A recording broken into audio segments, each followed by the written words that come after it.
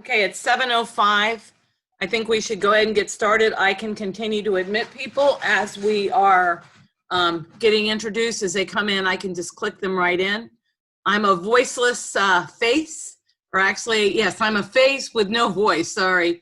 Or I don't know, I'm the president, Kathy Hicks, of the Arlington Historical Society. And even though you can't see me because I am have turned my video off, I want to welcome you. This is our very first virtual presentation this year, and we are very happy to have one of our board members, George Axiotis, who has written a book about this shootout that you're going to hear about tonight. And we, as I have said, we have muted you, and we asked you to turn on your video so we can just focus on George. We wanted to make sure that we had the presentation as full a screen so that you could see some of the great pictures he asked to share. We will be allowing time for questions. We're going to do it in two ways. One way is at the bottom of your screen. If you hover at the bottom of your screen, you have a chat feature that allows you to ask questions. We do have Annette Bimbo, who is our program coordinator chair. She will be keeping track of those questions and grouping them. And so when George is done with his presentation, she will share out some of the questions that she's seen people write during the presentation. And then we'll go ahead and unmute everybody and take additional questions. So we really thank you for your attendance tonight. We hope that you're going to learn a very interesting part of Arlington history. And with that, I'm going to turn it over to George. Good evening, everyone. I am George Axiotis. As Kathy Hicks said, I'm a member of the Arlington Historical Society, and I encourage you all out there to join this volunteer organization. It's a pitch for this art. You know, we run two very historic sites in Arlington, and we're all volunteers. So I encourage everyone to join. But that's not why we're here tonight. I'm going to talk about a book I wrote. I've been an Arlingtonian. I'm an amateur historian. Been an Arlingtonian for almost 40 years. And I'm very much interested in the local history because of Arlington and what was then Alexandria County's proximity to Washington, D.C., and pretty much many of the important events that shaped our nation's capital. There were some influencing factors that happened in this particular county. So I discovered this story as I was doing research for my first book, which was more of a Civil War piece of what was going on in Arlington, specifically in North Arlington at the beginning of the war, seen through the eyes of a few families that happened to live through it. But this happened a little bit later, specifically about 30 years later, after the Civil War. And I felt that this topic was important because a lot of what is written about the county is sort of centered around wars, whether it was Civil War or the lead up to World War II, or anything dealing with the Eisenhower administration or the Cold War and such. And I found that very little was really written about the county and its environs sometime in the late 19th century, the 1880s and 1890s, which was a very dynamic time in our country's history. So I discovered this particular story, which actually made the front pages of the local papers, the local DC papers, for about 6 months. People were riveted by the story of the seeming lawlessness that was going on across the river from them. Alexandria County, which is what Arlington was known as then, which was encompassed the current boundaries of Arlington County, as well as some other added areas in the south, as well as Alexandria City. So when I talk about Alexandria County, you will soon find out that that's what meant by Arlington County. So why don't you sit back, and we're going to tell a tale about just how things were back in those days, and a young deputy sheriff's attempt to begin cleaning this up, and the terrible tragedy that befell him. So you all may be familiar with a more well-known character named Crandall Mackey, a Commonwealth attorney, who showed up on the scene after the turn of the century. But this story pretty much tells you that 10 years earlier, there were people that wanted to make a difference. So with that, sit back and slide one. There's a few main characters I want to touch on in the book. It's not a very long book because I didn't want to embellish it with a lot of dialogue and such. I just wanted to get down to the facts and have people form some of their own opinions. And I think the topic is fairly timely in today's world about the function of minorities in law enforcement. There's Sheriff Palmer. He was elected in 1895, and the county was going through its own anti-vice sentiment, and we'll go through a lot of what was going on there. He does something unique. When he comes on board, he just doesn't think about himself, because there were only 2 deputy sheriffs to cover the whole entire county at that time. As soon as he's elected and he gets sworn in, he expands the number of deputy sheriffs to 13, and 3 of those happen to be black. And that was kind of unique because, as far as I'm concerned, I had not read of any folks in law enforcement that were of black descent. And 3 of those black, 2 of them were what was known in the Jefferson District. So that's the southernmost district of Alexandria County, which encompasses the area of Jackson City and Alexandria City, all the way up into the Lee Estate, which is today where Arlington National Cemetery is. The key character, though, is Deputy Sheriff Edward Deuterman. He was born right at the start of the Civil War. He is one of the 13 people that are tapped. His father was he was a juryman. He was active in local affairs, and I believe he gave Edward a strong sense of purpose. And he's the one that decides on his own to raid John C. Nelson's saloon in Jackson City, although there are indications, depending on some of the reports, that he did have tacit approval by Sheriff Palmer. On the flip side of Deputy Sheriff Deuterman was John C. Nelson. John C. Nelson was a little bit older than Edward Deuterman. He was born in D.C., but grew up in Alexandria, specifically in Ward 4. And he was the son of a barkeep, which was more in D.C. And then for some reason, he's there with his mother and his other siblings.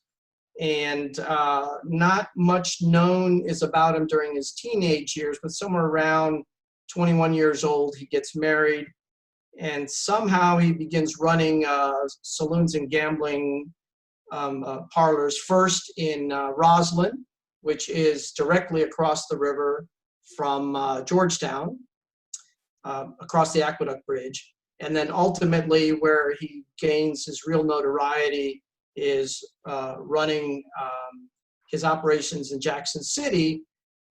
And of course, he was running what was known then as policy, and it's a sort of a lottery, long odds and short odds tickets that was wildly popular with the black community back in those days. And he actually ran the vast majority of DC lottery out of operations out of Jackson City.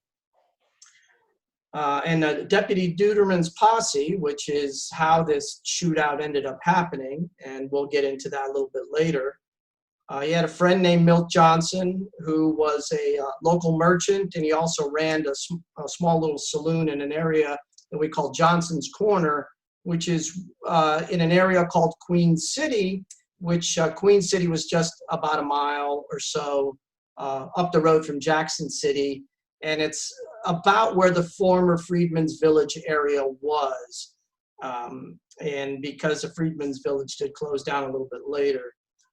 The rest of the people, as far as the posse, and we're talking about the 3 that were sworn in as special deputies, as well as the remaining on the bottom, were all African Americans. They're all black. Benjamin Hines, of course, he is one of the main characters in the book. He ends up being shot and killed. He worked the kilns, and there were many kilns supplying bricks to Washington, D.C. He was married with 1 son. Andrew Lewis was probably the oldest of the group. He was near 50 years old, and he was the eldest. He was also married. Jerry Smith was also married with a son, and as far as the remainders, Charles Twyman, Morris Carroll, Charles Goldman, Charles Pollard, and Rayfield Ransom, not much is in the historical record other than what happened during this particular shooting. So we don't have a lot of information about these individuals. They drop off the marriage records, the census records, the landholding records. So it's been very difficult to find out more information about them.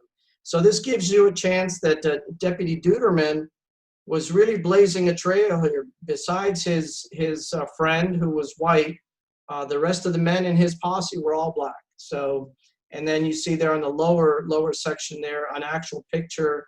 Well, it is a drawing of Special Deputy Hines. Actually, this was the morning after he was shot, and this is his death face that you see here. Slide number 3. I'm sorry. So a little bit about Jackson City and why Jackson City actually became. It was, its cornerstone was laid in the 1850s. It was right at the edge of the Long Bridge. For those of you that live in the DC area, the Long Bridge is a combination, is really what was originally a wagon bridge, and then just at the end of the Civil War turned into a combination wagon bridge and a parallel railroad bridge, which is on your left on that particular picture there. Where it lands in Virginia, that area was where Jackson City was located at. Today, that would be where the 14th Street Bridge, one of the 14th Street Bridge, where the train trestle comes ashore, that is where Jackson City is. And I've got a map on the far right, which is a 1903 map, which still shows where Jackson City was. The center map was a little bit earlier in the 1880s, which shows the major parcels of land that were owned in that particular area. And of course, I told you about the one on the far left, which are the 2 bridges that happened right after the Civil War. By the time we get to 1898, those wooden trestles have been replaced with steel, which you can see when you notice the cover of the book, and even in the poster behind me, that the bridge was made of steel. So during the Civil War, so why didn't Jackson City grow? Well, there were business interests in Alexandria City and in Georgetown that pressured the DC government not to grant Jackson City its full charter for shipping. So even though it had a nice little deep water area close by, pretty much from the moment that Jackson City, which a cornerstone was laid by President Jackson, it never really took off. And because it never really took off, it just sort of sat there, and it never really grew.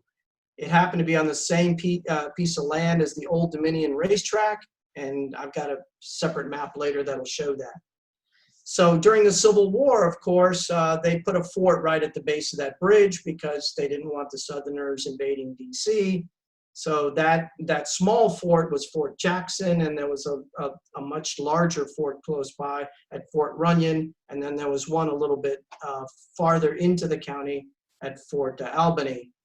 And then once the Civil War ended, and 2 out of those 3 forts were essentially closed down, and the other one was in minimal use, that's when basically people resorted back to horse racing at the Old Dominion racetrack there, and untaxed liquor started growing. So what was going on in the 1880s, and I'll just sort of walk through that. So let's go to slide 4.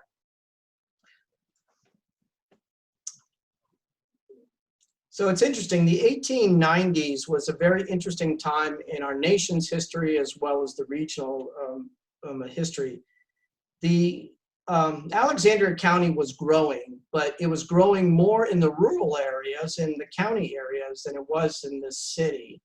And a lot of that had to do with federal workers were still living in what was the Alexandria County, and they would actually walk to either Roslyn, and then they would take wagons into DC, or they would cut across the 14th Street Bridge in order to get to work.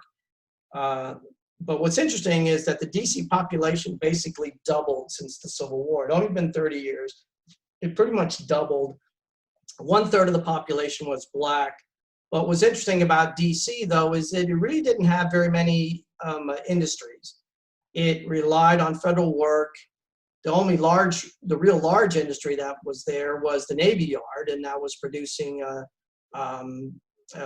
parts for ships. It was doing some repair work and things like that. But one of the most interesting things that I found in my research was that real estate speculation was a huge industry in DC during this time.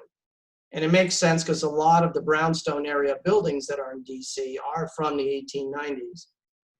As for the county really sort of was supplying bricks, kilns that burned a lot of manure from the city, which is what made up a lot of the heavy industry. There was also a lot of shipping, and seafood was a large industry, fishermen of the Potomac River, as well as lumber coming in from different areas, so the wooded areas in Virginia.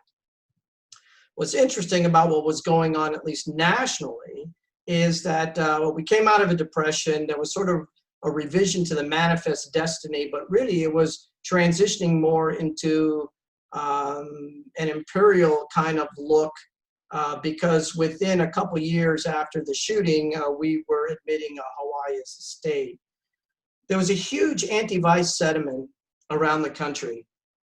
Nearly every state had representatives and senators who were part, or at least members of, or at least had a lot of influence from temperance movement folks. So they brought their ideas to Washington when they came here, and they really sort of used DC and the DC area for social experiments. So that was significant to why Alexandria County became the way it is. And of course, there was a sense of progress. DC was no longer wanting to be seen as a backwoods town. They wanted to be on par with New York and Philadelphia and Chicago. There were plans about bringing in electric lights. They were starting to string some up. There was plans on redoing a lot of the boulevards and making our city a grand city. So slide 5. So what led up to the shooting? Again, as I mentioned, that there was a strong temperance sentiment. Since Congress was funding half of the DC budget, they felt as though that they could tell DC what to do in pretty much every area. And they used the DC to test these moral experiments on how to run government. We've seen a number of that in later years with Congress pushing a different type of programs. So between 1891 and 1893, Congress pretty much bans gambling within the district lines and wagering at the DC's 2 horse track, one called the Ivy City a racetrack, and one called Benning Racetrack. It's interesting because even though DC was known as Chocolate City for many, many years, before that it was known as Ivy City. So, and they passed numerous laws about untaxed liquor, purity of liquor, other games of chance, lottery, even betting on cockfights. There were dog fights and cockfights. There was all kinds of other kinds of games that betting, pretty much they banned a lot of that. So because of the banning, those that were in the northeast section of DC, those moved out to beyond the district lines into Maryland, and those that were on this side, which included Georgetown and the federal area, pretty much moved into both Roslyn and Jackson City. What was interesting was Roslyn had already established itself as kind of a saloon area. I mean, it was very close to Georgetown. It was right across the river, and it earned the reputation of a dead man's hollow, where those people that couldn't pay their debts were either beat up or summarily executed. That area of Dead Man's Hollow is where that second Marriott hotel is, between the Marriott and the Sheraton hotels, right where that large drop-off is in the sort of the little cliffs and palisades that were there. Jackson City, which was at the base of the Long Bridge, it had a little bit more difficult time, but what was in Jackson City's favor was the fact that it had a horse track that was tied to it. And it was known as Hell's Bottom, and the saying goes, because things couldn't get any lower in hell. And you went there in Jackson City, and of course, people who racked up gambling debts were summarily beat up or executed and thrown in the area near the 4 Mile Run Creek. And most DC lottery operations actually ended up shifting into Alexandria County. I guess we had a penchant for it. So between 1893 and 1894, Alexandria County leaders were having a difficult time seeing what was going on between Roslyn and Jackson City. So its leaders started with the Virginia legislature and ultimately got the governor to pass what was known as the Mushback Law. But its target was originally Jackson City, because it was seen as a decrepit sore point. And many of the people who were sponsoring the law had interest in the Gentleman's Driving Park at St. Aspha. They basically wanted to class up gambling, but at their particular facilities at the expense of Jackson City and Roslyn. So the law specifically said that you couldn't have any bookmaking at any horse track unless it was sponsored at a state fair or sponsored by an agricultural association like the Grange. But what ended up happening with the Grange got into financial difficulties and sold the rights to the Grange to the Jones Brothers cartel, who basically were a gambling outfit. So what basically happened was you really had no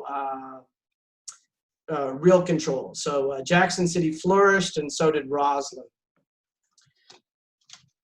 Slide number 6. So you want to know what Roslyn's Sunday saloons, the reason why they're called Sunday saloons was because they were closed on Sundays for the blue laws, the Virginia blue laws, but the back doors were always open. So they were very busy on the inside, but from the outside they looked shuttered. So they were known as Sunday saloons. So we're very fortunate to have these pictures of the Roslyn Sunday saloons, and the 2-story place up on the upper left was known as Heath's Place, and that's to feature in Deuterman's career, as his first raid was at Heath's Place.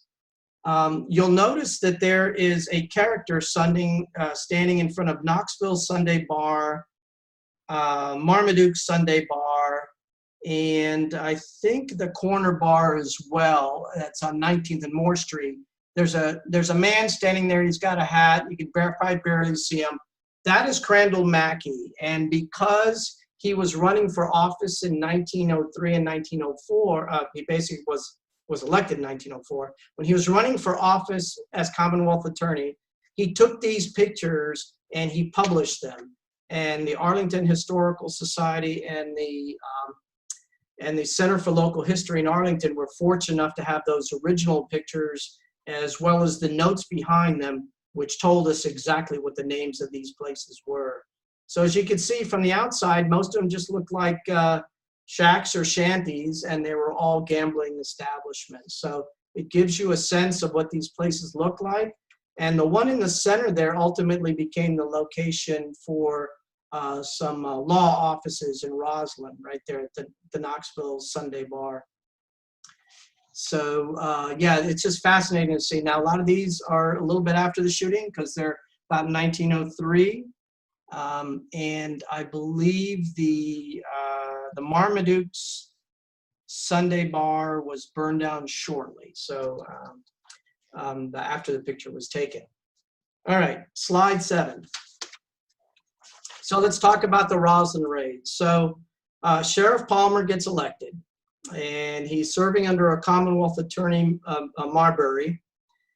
They swear in 13 men as special officers, as I said before, and Deputy Sheriff Deuterman was one of those 13, right? And there were 3 Alexandria jurisdictions: Jefferson in the south, Arlington in the middle, in the center, and in the north was the Washington district. Because the southernmost was the most populated, 5 of the 13 were sent to that particular area. So in July of 1895, Sheriff Palmer targets Roslyn for his first set of raids. And specifically, he wanted to go after the Heath and the Nelson saloons. And one of the reasons for that was that Heath, the Heath gang, was a senior Heath, and his first name escapes me right now. But he had 3 sons, and they had been running a lot of gambling since just after the Civil War. And he targeted Nelson's because for some reason Nelson just didn't have a great reputation in the city. The papers are kind of vague as to why those 2 were targeted, but they decide to go there. Sheriff Palmer runs in. He basically confronts one of the Heaths with his shotgun, and then Heath pretty much doesn't put up a fight.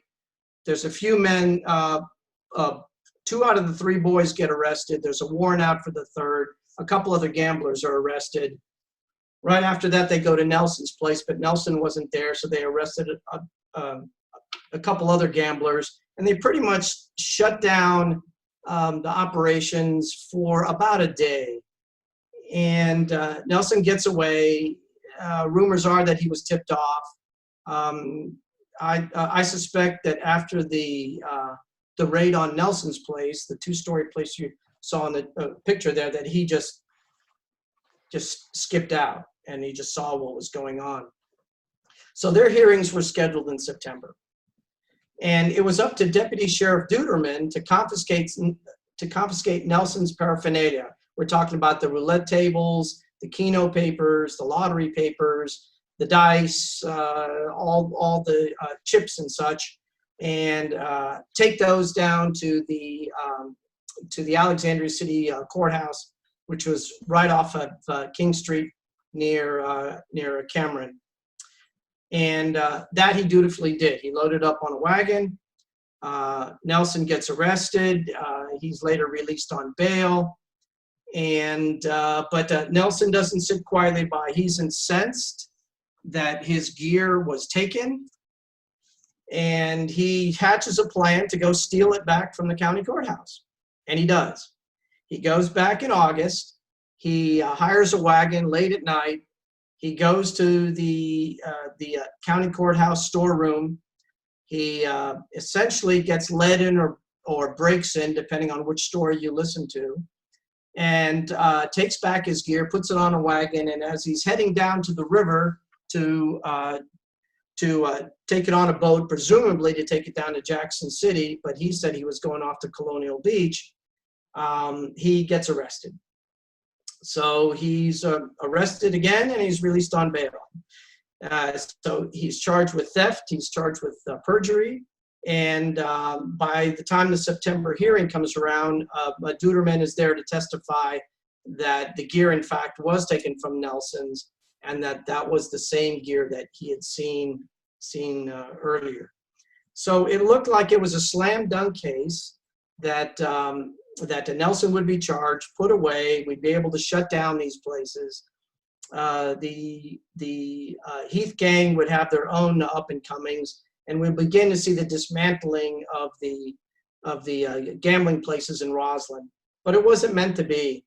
The Heath gang found a way to just constantly keep maneuvering, putting in illegal claims. They would argue against everything. The Commonwealth attorney and a judge sort of reach a controversial agreement. They met with Heath Sr., and Heath Sr. says, you know, I'm getting kind of old at this. I really want to retire out of the game. It's not a good thing. I'll tell you what, I'll close my places by the end of next summer if you be lenient to my boys, and it'll make you guys look good that you're doing something about that. So so the Commonwealth attorney and the judge agreed to basically what is essentially $50 and $100 fines for the boys and the gamblers, less than a month or two in jail. They get back their equipment and their base of operation. They got a promise to go. So they were, of course, let off. And of course, there were a lot of press people that were in the court area from there. And for the next month and a half, the Alexandria city justice system was just ridiculed by the DC press for getting off. And not to mention that the Governor O'Farrell, he was incensed. He basically risked his political reputation to shut down gambling in Northern Virginia, and only to see these gamblers get off lightly. So Alexandria County was not looking too good. And in the meantime, the gambling continues. It just kept on unabated. Nelson shifted his operations to Jackson City. He was just incensed, and he felt as though that he can establish a better luck there, a little bit out of the way of Roslyn, which was a bit more vibrant of a town. He could be out of the way, be directly off the bridge, and he basically moves his entire operation down into Jackson City. And that's where he really begins running the DC lottery from there. So let me show you a couple pictures of Jackson City. Next slide, slide 8. So this is some pictures of Hell Bottom.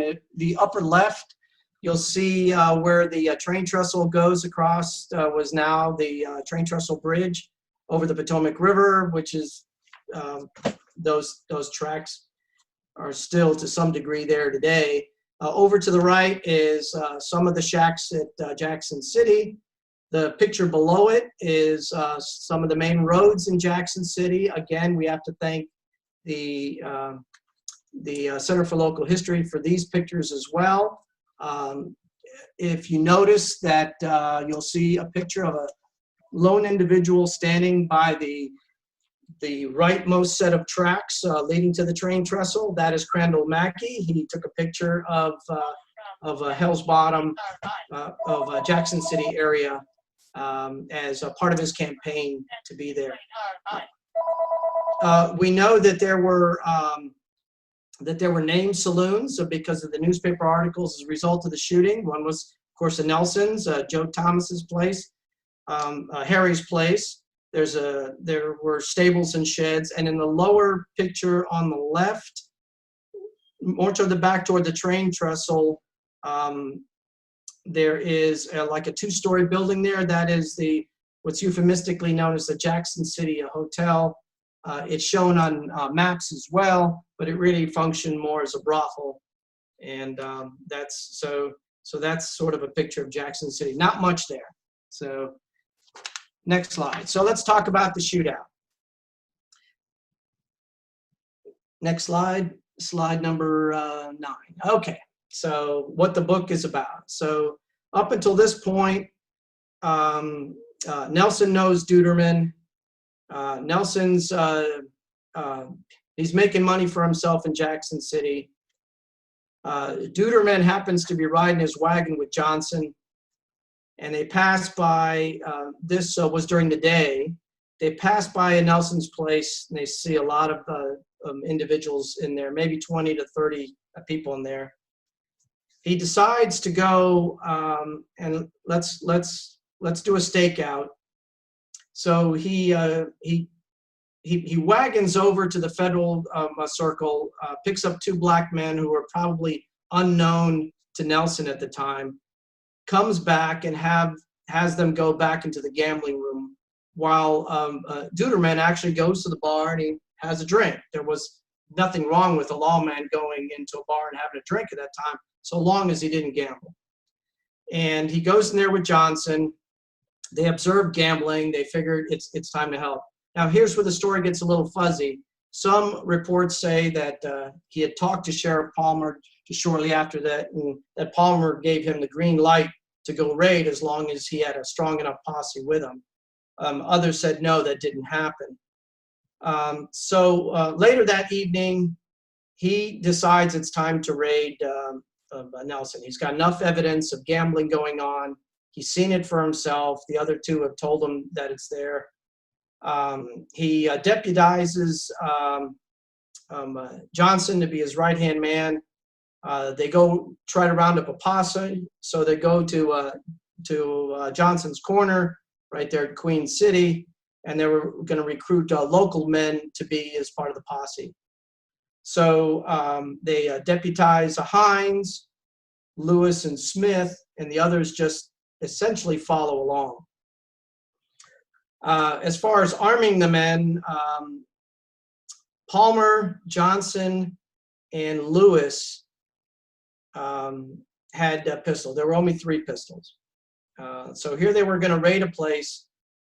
Palmer had warned Deuterman earlier, don't ever go into Nelson's place lightly armed. You got to go in heavy if you're ever going to do anything. So that's it. So they arrived. It was late. It was cold. It was about 10 p.m. It was a frigid night. They walked from Johnson's corner. Deuterman enters first. He's followed by Johnson. Hines gets to the bar. He's opposite Nelson. Of course, Deuterman and Nelson, they know each other because they had seen each other in court. Morris Carroll was at the door. Twyman was at the far end of the bar, and the rest of the men were outside. Nelson was behind the bar. He had 2 bartenders with him. One by name of Spears, and the other one was named Caldwell, but that was found to be a different man at the time. So at some point, Deuterman just raises his pistol and declares, "You're all under arrest," and then just hell broke out. Panic ensued. A shot rings out, and then all shooting just happens. Hines is shot first. He falls to the ground, almost dead to the point, shot just above the heart. Deuterman is shot in the neck by a barkeep. He slumps to the ground, rolls slightly, heads up to the door. Basically, people are trampling him on the way out. Johnson fires but gets no effect. He's shot in the neck by either Nelson or one of the other barkeeps. Smith was shot in the arm and the leg as he's trying to get away, and Twyman was shot in the wrist as well. So none of the lawmen fired any effective shots, and meanwhile, there were just lawmen were on the ground. When the smoke cleared and everybody had cleared out of the place, it was really Nelson and his men were there. But Deputy Hines was on the floor. Deuterman and Johnson were leaning up against one was flat on the ground, the other one was leaning up against the bar. Since Johnson had emptied his revolver, he had no pistol, so Nelson came over and was trying to wrestle the pistol out of his hand. And as he was doing it, a guy by the name of Peg O'Neill, who had a peg leg, of course, and he was one of the horse trainers, he comes out from behind. He really never wanted to get involved, but somehow he got the courage to get involved. He tries to tackle Nelson, and in doing so, Nelson pushes him away and shoots him in the face with what is essentially a old Navy revolver filled with buckshot, basically, and shoots a peg leg in the face. and then Peg O'Neill just staggers outside to be tended to by the other posse men. So, Nelson gathers what money and what chips he has, quickly leaves, hops on the 10:10 train to Alexandria City, which happens to be coming by. He goes home first to his wife, and then he turns himself into the Alexandria Police Department. Meanwhile, Hines is still there. The rest of the posse come in, see Deuterman and Johnson, find a wagon, find a way to take him to the DC emergency hospital where they're being treated that night.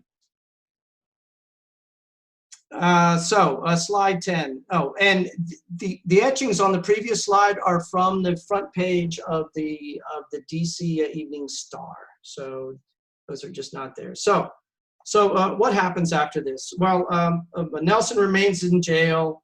He begins crafting his strategy that it was an illegal raid and it was all in self-defense. The lawman shot first. It wasn't his fault. People start to interview him from the local papers. He basically told them that there were 20 to 30 armed Negroes and they tried to rob me. They put a gun to my head. And so it wasn't my fault. And so Spears and Morris, who were the barkeeps, there were warrants out for their arrest that Palmer put out. And Palmer forms a coroner inquest the next morning. Strangely enough, Hines's body is still in the bar, and it was boarded up. They remove the board. The coroner's inquest come.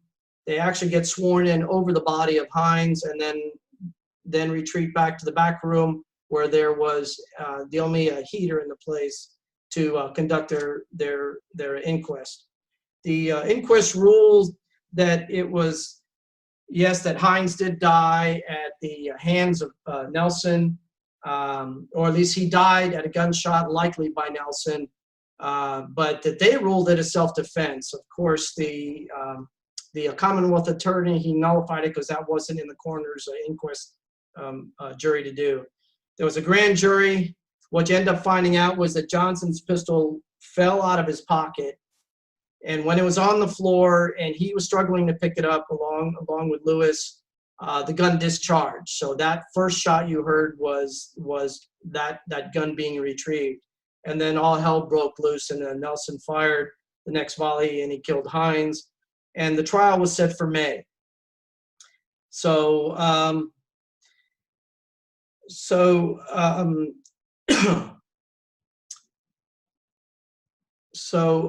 Nelson was arrested in DC later on that July. He was arrested for part of his lottery type operation. So the trial was postponed to the fall session. And so Nelson was out on bail for the lottery, and he's out on bail for the murder, and he's on bail for the theft of the gear from the courthouse. So a little bit later that summer, in August, before the trial had, Nelson decides to go on a redemption kick, right? So he goes with the local Citizens League. He says, you know, I've been a bad man. This is just the way to go. Why don't you help me bring a lawful, peaceful end to Jackson City so we could see it transform? But really what Nelson was doing was he was gathering evidence to issue warrants against all of his enemies who by now had taken over his gambling operations in Jackson City. By the end of August, the Citizens League knew that they had been duped, and they decided to not back Nelson. So his case for courthouse theft was deemed defective because all the warrants against him were deemed defective. There were individuals that were not sworn in correctly. There was questions about whether juries could be impaneled. And so they changed everything to November of 1896. And Nelson, so they delayed it to the fall, and Nelson worked hard in order to get another delegate elected so he could get some of the laws strengthened in his favor. What's interesting is before the final November trial, in April of 1897, two things happened that likely skewed the outcome of the Nelson trial. The first was that there had been a series of sexual assaults there were 4, and they had occurred in the county and in Fairfax County, and these were all committed by black men against white women. And one of them led to a hanging, and the other one led, unfortunately, to a lynching. His name was McCoy. He was 19 years old. It was in April of 1897 on a Thursday night, and I've got more details later.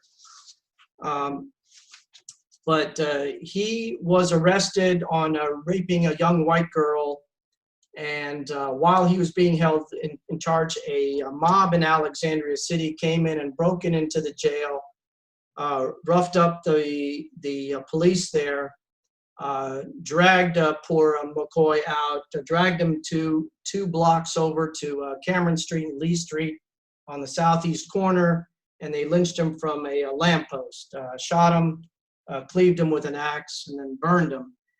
And the only reason why I bring this up, because I feel as though as strong as and as passionate as these events were, I believe they shaped what ended up happening to Nelson later.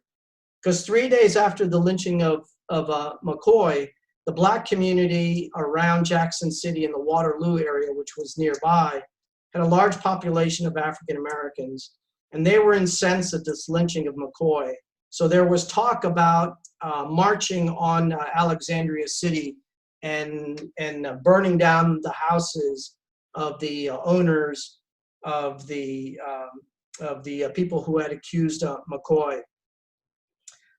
This scared the Alexandria City citizens so much that they called out the local militia to stand guard at Washington Street for the inevitable raid by the black community, which never materialized. So for 3 days, Alexandria City was in a state of panic over these, what was labeled as the invasion of Alexandria by Negroes that were amassing in the Arlington area. So by November of that year, it only took the jury 30 minutes to acquit Nelson of the murder of Deputy Hines and even the shooting of Deuterman and Johnson. And he basically got off on those, and right at the same trial, their attorneys decided to bring up the theft and perjury charges as well, and those were summarily dropped. So slide 10. So Nelson ends up getting off. Hines never receives justice for his death. 2 other white lawmen and the others that were wounded never receive any justice. So the rest of the story is that Deuterman resigns in 1898. So in less than 6 months after this trial, he resigns. He joins the Navy. He's quite old now. He's 38 or 42, I believe. He joins the Navy to serve in the Spanish-American War. He serves on a collier ship, which is providing coal for the American fleet in Cuba. The war doesn't last very long. He comes home, moves his family to D.C., and he has a long, lucrative career in the Navy Yard, and dies in 1938, and his career ended in 1934. Sheriff Palmer continues on until about 1911. He has multiple run-ins with Nelson. He's arrested him multiple times, and Nelson, pays his fines. He does a little bit of time, and he just continues on. So Nelson continues his Jackson City operations, and he begins this ruthless campaign against any of his enemies by just issuing warrants for their arrest. And for anybody who was on the posse team, he tries to have them convicted of theft or of other such charges. And in 1899, he's in a I guess, a sleigh race. I guess they used to have drag races with sleighs back in those days. They ended up hitting a policeman in DC and severely injuring him, but he gets off of that as well. In the 1902, over a dispute with one of the co-owners of one of the bars, Nelson actually sets fire to 2 other saloons, as well as a houseboat and the hotel, with witnesses watching him.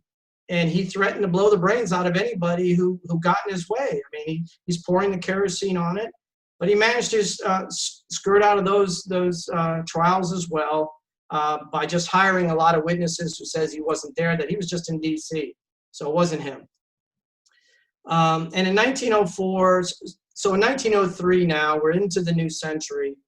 Alexandria wants a clean break. We have this man called Crandall Mackey. He wants to become the new Commonwealth attorney. He goes on a platform of wanting to close things down, as you saw by the picture. And he basically keeps Palmer on, but he doesn't put him in any major role other than to serve warrants and do some other kind of arrest. He's going to go on the brash raids himself, and he's going to do this himself. So he conducts his famous 1904 Roslyn raid, again at Heath's place, and he goes others.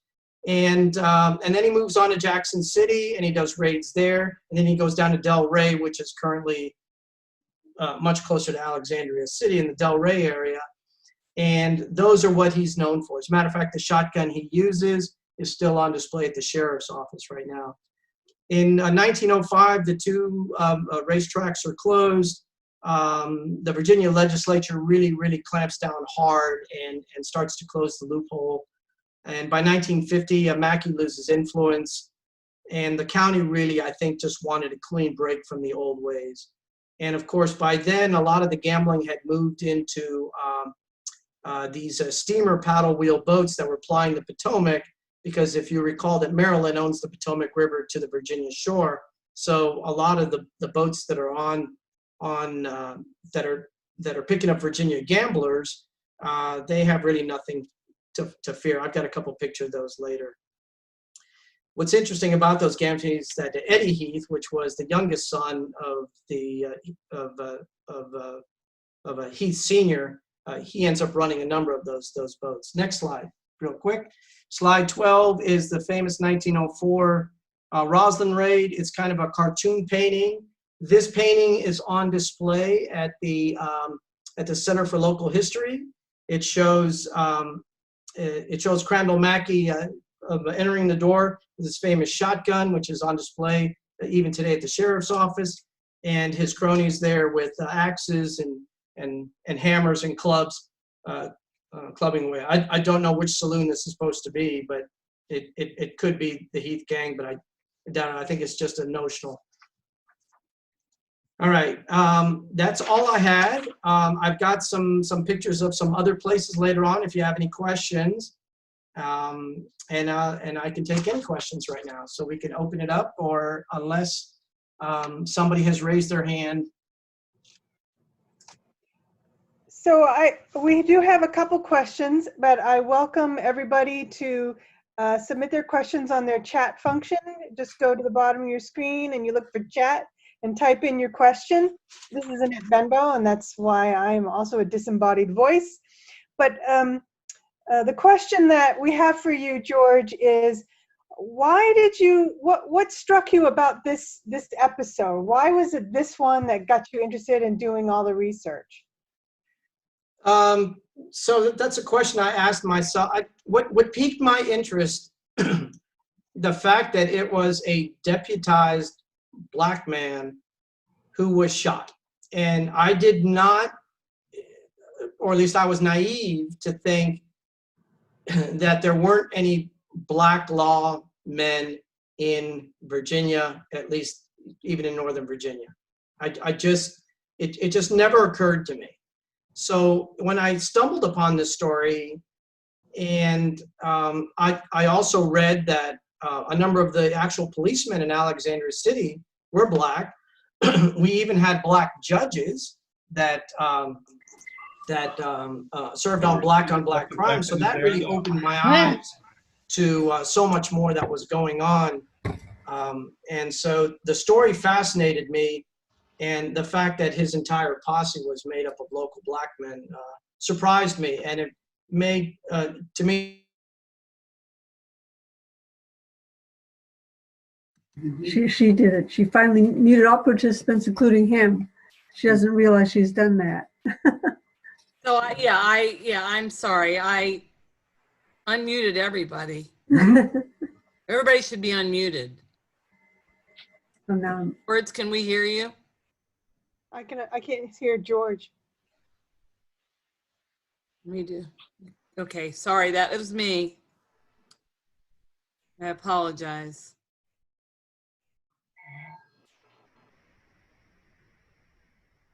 George, can you unmute yourself? I'm sorry, I was getting ready to unmute people and I unfortunately. okay, how's that? You're with me, sorry, that was my fault. So the quick answer to the question was, I found the story fascinating because I did not know that that African-American men were part of the Alexandria City Constabulary in the 1890s. I did not know we had black judges in Alexandria City as well. I did not know, what fascinated me first about the story was that Edward Deuterman chose to have an all-black posse. So I found it fascinating.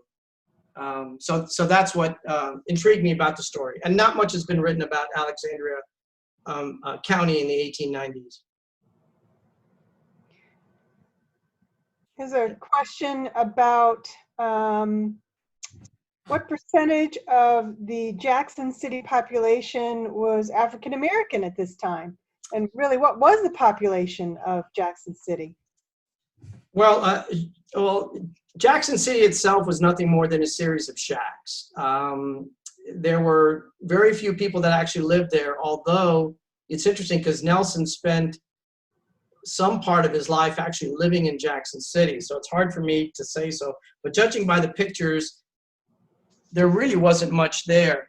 The vast majority of workers that worked at the kilns, who were both mixed race, mulatto, and black for the most part, lived in Queen City, Waterloo, and I've got slide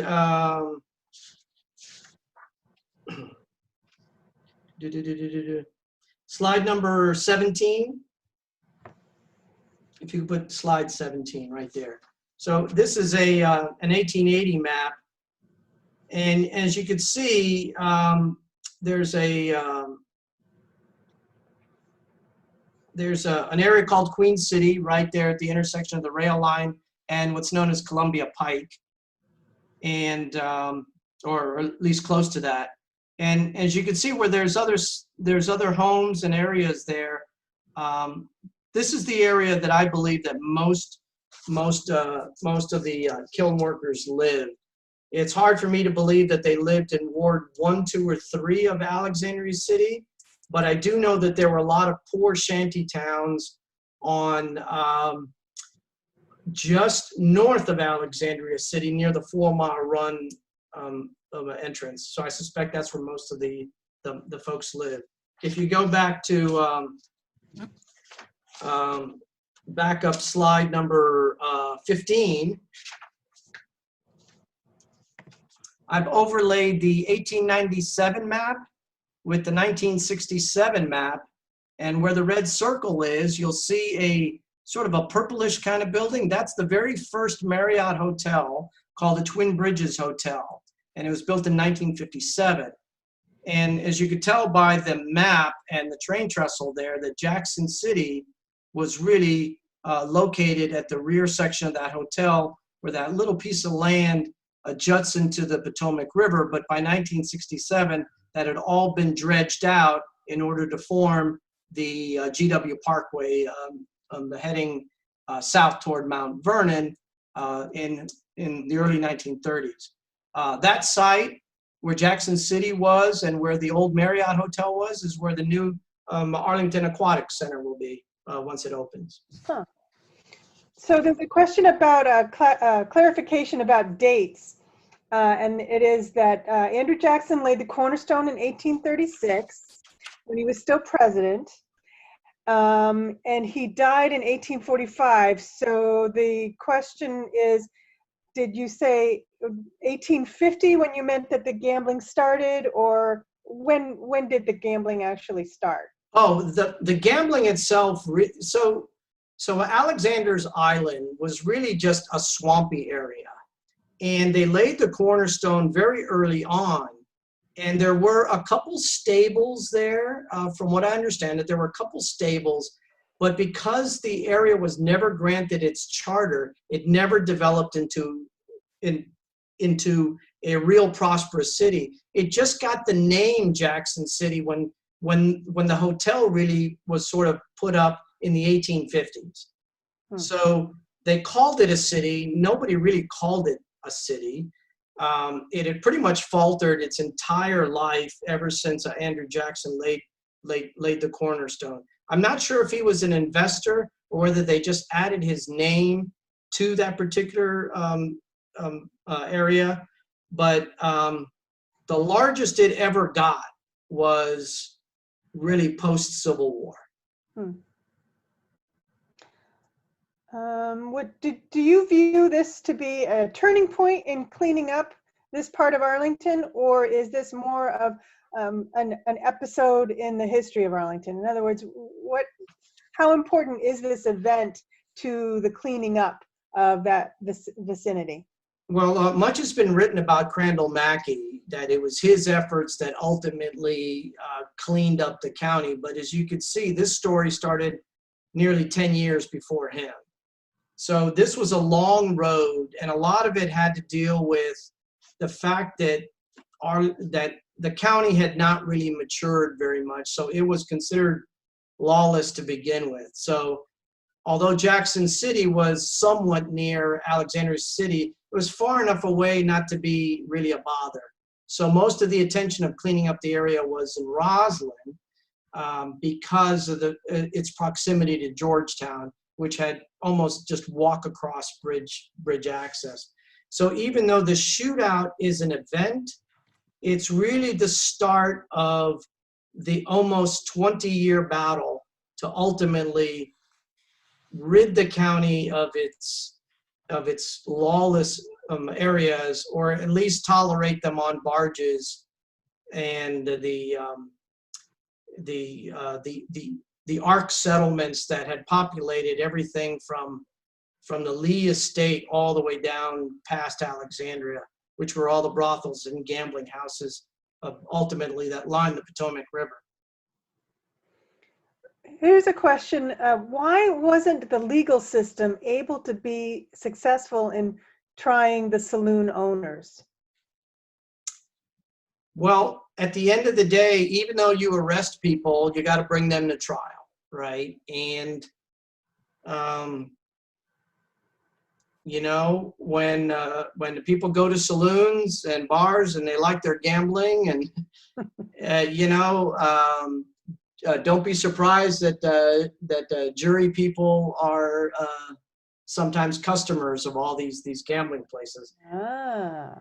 I just think that based on the trials that happened, you know, the gamblers were able to afford the best lawyers, and that was true for Nelson as well as the Heath gang. They hired prominent attorneys who finagled and wrangled and were able to delay. And in the case of Nelson, they delayed his for 4 terms of the court season. Remember, the court seasons ran in spring and in fall. So those cases that weren't tried in the spring were shifted to the fall. Those that couldn't be resolved in the fall were shifted to the next spring.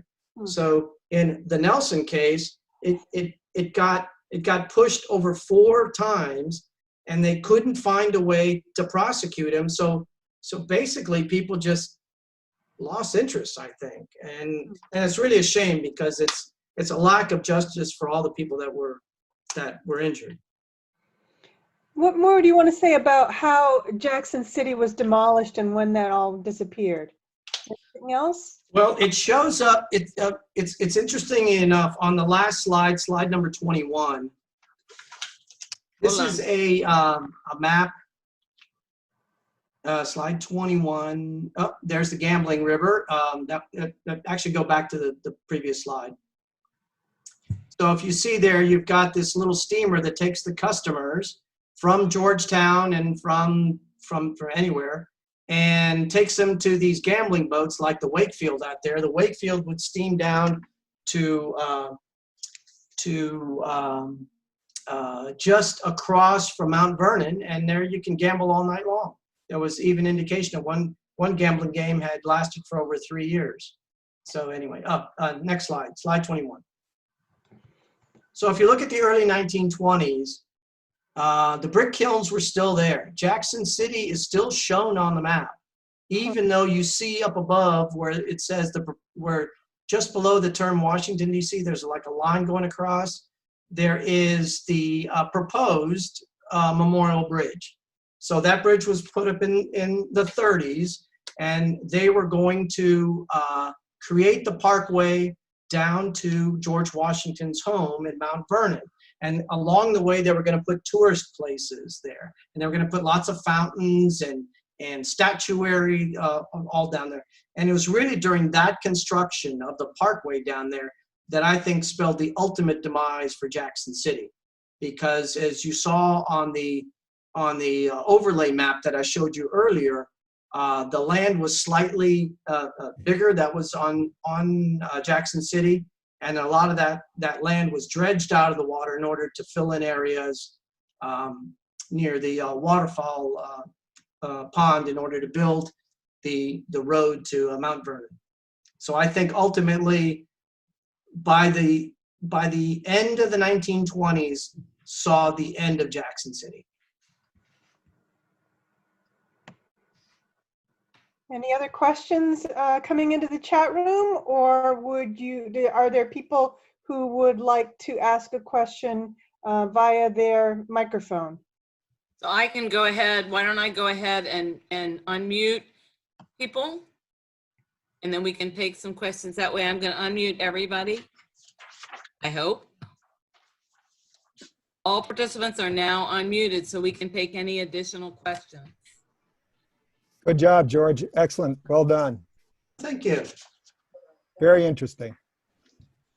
Yeah, it's a part of our history we really don't discuss much.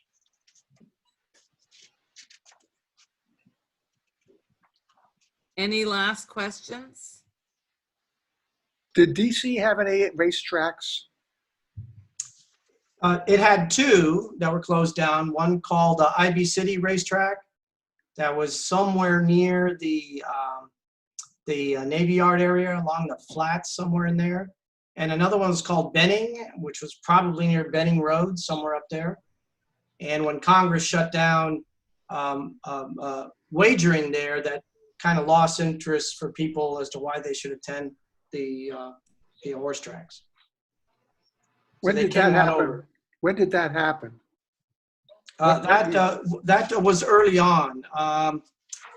Let's see, that was in 93 and 91 through 93.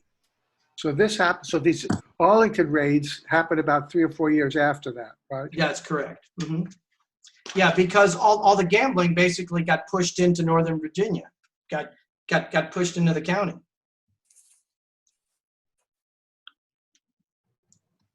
Thank you. What's also interesting about Nelson is that he was George, able. how did you find out about this? I just happened to stumble upon the story because I was doing research on one of the characters of my first book, and his name just happened to show up as a jury foreman in one of these particular cases. And because he was one of the leading family members, he popped up in some of the earlier trials. And I just stumbled upon the story when I was doing some research on these newspapers, and I just found it fascinating. Any other questions? Yeah, George, this is from me, Annette. How did you research this topic? Where did you go, and what sources did you rely on? What was the most juicy sources? Well, fortunately, the Library of Congress has scanned in many newspapers from around the country from the from the late 1700s all the way to the 1950s or 60s. And that really helped a lot because the county wasn't established until 1920. So when I tried to look up actual court records of what happened to dealings in Jackson City, when I visited both the courthouse records in Alexandria City and the Alexandria City Library System and their records files, it's really devoid of a lot of the legal type notices. There's plenty there on land records and land transfers. There's good information from the census. You can go and I researched these family connections on Ancestry for a few of the key characters, but the vast majority of the information came from newspaper articles. And it's interesting because each of the papers had a slightly different spin to the story, depending on whether they were for temperance movements or against it. The Alexandria Gazette, which was the local rag here, it really was very favorable toward Nelson. It was a gang of ruthless Negroes that came in to rob this struggling barkeep, and they had no right to do it. And then you had the DC papers, for the most part, that were saying like, look, another lawless day in Alexandria County. So I found him. If you are, could you please mute if you are having conversation in your background? that's okay. That's the Zoom world we live in. So Exactly. Exactly. any other questions?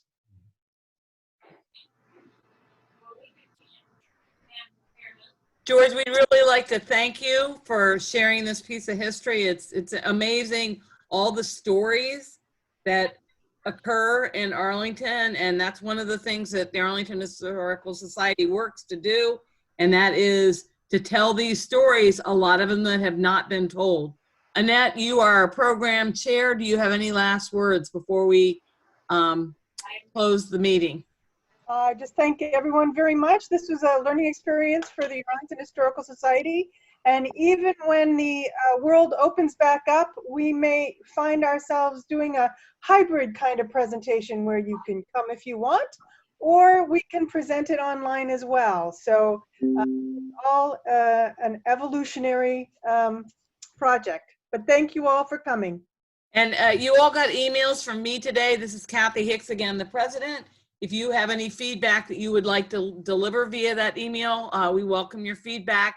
We want to make sure that we're telling the stories that you want to hear in Arlington. So thank you very much and have a great evening.